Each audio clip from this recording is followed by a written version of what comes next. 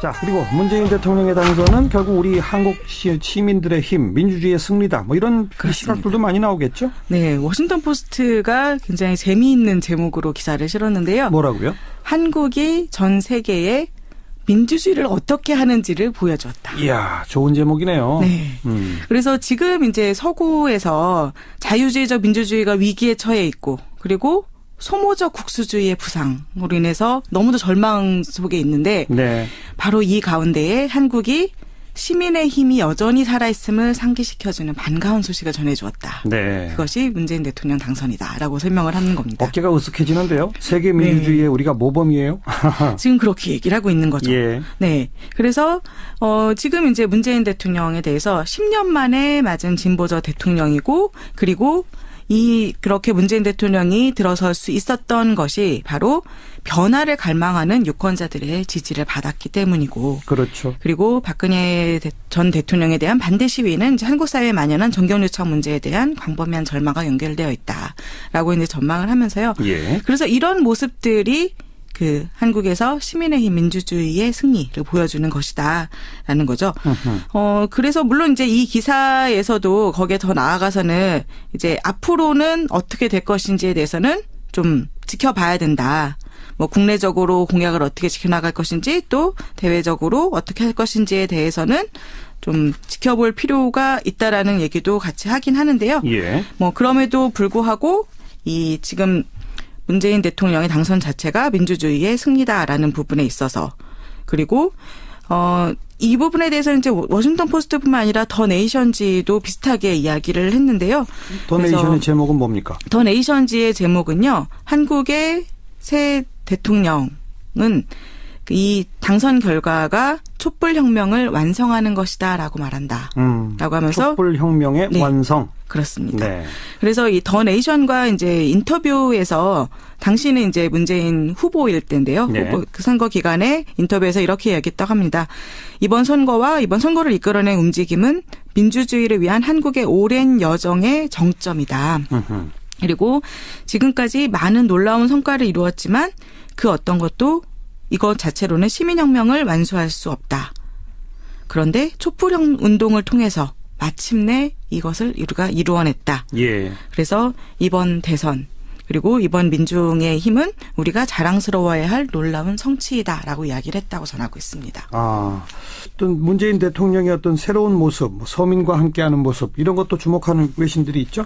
네, 많은 외신에서 다룬 기사들 중에 하나가요. 이제 문재인 대통령이 청와대를 떠나서 광화문 시대를 열겠다라고 그렇죠. 했던 부분. 예. 그 부분에 대해서 굉장히 주목을 했습니다. 그래서 AP통신 같은 경우는요. 이제 청와대 집무실이 박근혜 전 대통령이 제왕적 대통령으로 통치를 했던 그런 상징이라고 표현을 해요. 그렇죠. 네, 그래서 대통령으로서의 주요 특권 중에 하나가 청와대로 여겨졌었는데 이것을 이제 버리기로 새 대통령이 선언을 하고 있다라고 이야기를 합니다. 그래서 청와대 집무실에 대해서 이제 좀 구체적으로 설명을 하고 있는데요. 이제 이 AP통신은 대통령궁이라는 표현을 계속 사용을 합니다. 대통령궁. 네. 예. 그래서 산기슭에 자리 잡은 대통령궁이다라고 이야기를 하고 있고요.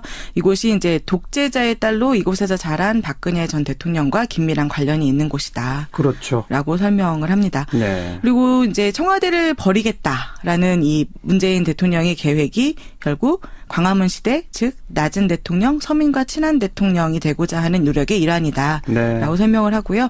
그래서 이런 모습들이 결국 박근혜 전 대통령 행정부에서 보였던 그 통치의 정반대 지점에 서는 것을 의미한다라고 이야기를 합니다.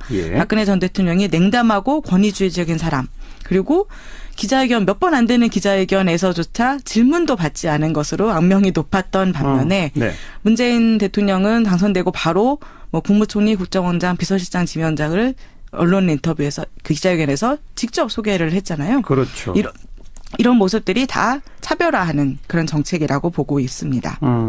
그리고 또 이제 그 청와대 집무실의 상징과 관련해서 박근혜 전 대통령이 이제 그 독재자의 딸로서 청와대에 처음 들어오고 그다음에 2012년에 그 독재자를 영웅으로 칭송하고 그리워하는 그 노년층 유권자들의 지지를 받아서 다시 또 청와대에서 살았고, 네. 네. 그리고 박근혜 전 대통령에게 반대하는 대규모 시위가 벌어질 때 대중 앞에 거의 모습을 드러내지 않으면서 칩거에 있었던 장소. 네. 네. 그러한 그 구 정치의 유산을 청와대 집무실 대표적으로 상징한다고 보고 이것을 탈피하려고 하는 문재인 대통령의 노력에 대해서 조명을 많이 하고 있습니다. 그러고 보니까 박근혜 전 대통령은 진짜 청와대에서 20년 넘게 살았군요. 네, 그렇습니다.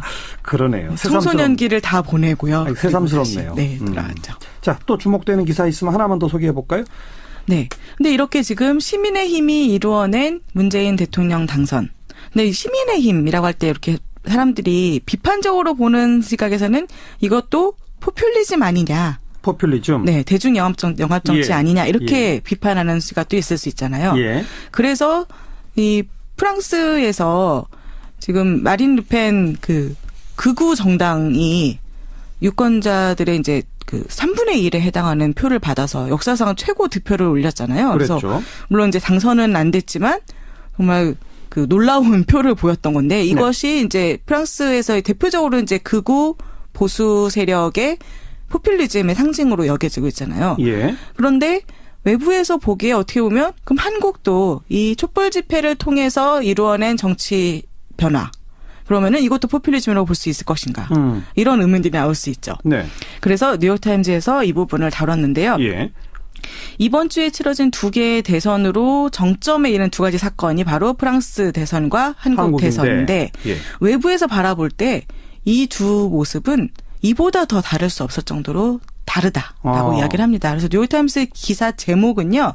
정치운동이 포퓰리즘일 때와 아닐 때라고 해서 두 가지를 비교를 하고 있어요. 프랑스 마린 르펜의 득표는 포퓰리즘으로 뉴욕타임즈는 규정한 것이고 네. 한국은 아닌 것으로 규정하나요? 네. 아니라고 이야기를 조금 더 합니다. 설명해 주세요. 네.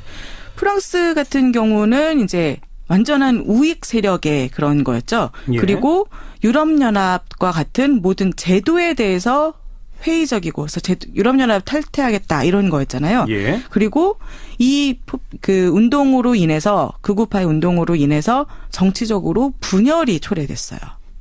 그렇게 설명을 합니다. 뉴욕타임즈는. 예. 예. 그런데 한국의 운동은 이제 프랑스가 우익이라면 한국의 운동은 그러면은 뭐 좌익에 가까운 것이라고 말할 수는 있겠지만 그렇게 딱 분류할 수가 어렵다. 왜냐하면 한국의 운동은 이런 그 기존의 제도에 대해서도 수용을 하고 있고 또 사회를 분열시키는 게 아니라 통합을 추구하고 있기 때문이다. 네. 라고 이야기를 합니다. 예. 이제 물론 이제 두 운동이 다 동일한 불만 구조를 공유하고 있다는 건 지적을 해요. 그러니까 이 프랑스의 경우나 한국의 경우 모두 이 운동을 지지하는 사람들은 기성 정치가 자기들의 의견을 안 들어준다. 그렇죠. 그래서 우리가 소외됐다라고 변화를 여긴다는 바란다. 거죠. 네. 그러니까 이런 것들을 그러면은 어떻게든 해결해야 된다. 그러니까 대통령이 부패, 이권 문제 이런 것 때문에 국민을 팔아넘겼다라는 비판. 네. 이거 어떻게 보면은 그 한국에서도 부패 스캔들을 가지고서 그렇게 얘기할 수 있는 부분인 거죠. 그렇죠. 그렇죠. 그리고 두 경우 모두에 국민들이 느끼기에 그럼 우리한테 남은 유일한 선택지는 들고 일어나서 현 상태를 타파하고 변화를 강제로라도 가져와야 한다. 이거는 프랑스와 한국이 똑같다. 네, 그런데요. 그렇습니다. 그런데 이 저항 운동이 그래서 이런 저항 운동이 그러니까 민주적으로 선출된 정부가 대중의 의견을 제대로 쥐고 가지 못할 때 사람들이 이건 비민주적이야라고 인식하면서 시작되는 경우가 많다. 예. 이런 부분도 이제 프랑스, 한국 같다고 볼 수 예. 있죠. 예. 그런데 문제는 국가가 이 시민을 섬기는 데에 대신에 시민을 소외시켰다는 생각은 공통인데 여기서 달라지는 부분이 시민이 누구냐. 여기서 말하는 시민이 누구냐에 따라서 프랑스와 한국이 달랐다는 거예요. 프랑스의 시민은 누구고 한국의 시민은 누굽니까? 프랑스의 시민은 이민자들에 반대하는 백인 프랑스인들이죠. 아. 그래서 프랑스에서는 시민이라고 할 때 프랑스에서는 어떤 한 특정 사회 집단이 시민으로 규정이 되고 예. 그리고 나머지 사회 집단은 시민이 아닌 것으로 규정이 되는 거죠. 네. 우리가 말하는 시민에 포함되지 않는 것으로. 예. 그래서 선을 긋는 운동이었다는 거예요. 그런데 한국의 이번 촛불 집회는 일단 문제의 촉발점이 된 것이 부패 문제였으니까 이 부패 문제는 모든 사람에게 영향을 미치는 것이고 예. 그래서 모든 사람들에게 공통적인 이해관계를 가지고 있는 것이었다는 거죠. 그래서 한국의 이 촛불 집회는 시민을 모든 사람, 모든 국민. 네, 모든 국민, 네. 그 정말 소수의 정치 엘리트들, 부패에 결탁된 그런 집단을 제외한 모든 국민을 시민으로 규정을 하고 예. 그래서 통합을 추구했지만 알겠습니다. 프랑스에서는 선을 긋고 분열을 만들었다는 거죠. 그래서 바로 이 부분이 포퓰리즘이냐 아니냐를 구분하는 그런 결정적 잣대라고 이야기를 합니다. 프랑스의 대중운동은 분열적 양상을 보이고 그래서 네. 포퓰리즘이고 네, 그렇습니다. 한국의 대중운동은 통합적 양상을 보였기 때문에 포퓰리즘으로 볼 수 없다. 네, 그래서 뉴욕타임즈는 명확하게 한국의 시위가 사회계층을 넘나드는 통합을 추구했다면 서구의 포퓰리즘은 선을 긋는 것이었고 그렇기 때문에 포퓰리즘이라는 명칭은 한국에는 적용되지 않는다. 라고 결론을 내리고 있습니다. 뉴욕타임즈다운 좀 품격 있는 기사였었습니다.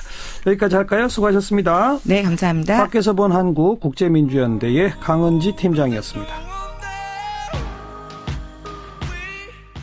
그리고 그렇게 문재인 대통령이 들어설 수 있었던 것이 바로 변화를 갈망하는 유권자들의 지지를 받았기 때문이고. 그렇죠. 그리고 박근혜 전 대통령에 대한 반대 시위는 이제 한국 사회에 만연한 정경유착 문제에 대한 광범위한 절망과 연결되어 있다라고 이제 전망을 하면서요. 예. 그래서 이런 모습들이 한국에서 시민의 힘 민주주의의 승리를 보여주는 것이다라는 거죠.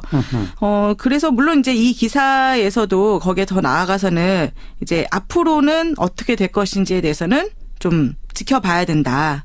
뭐 국내적으로 공약을 어떻게 지켜나갈 것인지 또 대외적으로 어떻게 할 것인지에 대해서는 좀 지켜볼 필요가 있다라는 얘기도 같이 하긴 하는데요. 예. 뭐 그럼에도 불구하고 지금 문재인 대통령의 당선 자체가 민주주의의 승리다라는 부분에 있어서 그리고 그리고 문재인 대통령의 당선은 결국 우리 한국 시민들의 힘, 민주주의의 승리다. 뭐 이런 시각들도 많이 나오겠죠? 네, 워싱턴 포스트가 굉장히 재미있는 제목으로 기사를 실었는데요. 뭐라고요? 한국이 전 세계에 민주주의를 어떻게 하는지를 보여주었다. 이야, 좋은 제목이네요. 네. 그래서 지금 이제 서구에서 자유주의적 민주주의가 위기에 처해 있고, 그리고 소모적 국수주의의 부상으로 인해서 너무도 절망 속에 있는데, 네. 바로 이 가운데에 한국이 시민의 힘이 여전히 살아있음을 상기시켜주는 반가운 소식을 전해주었다. 네. 그것이 문재인 대통령 당선이다라고 설명을 하는 겁니다. 어깨가 으쓱해지는데요. 세계 민주주의에 우리가 모범이에요.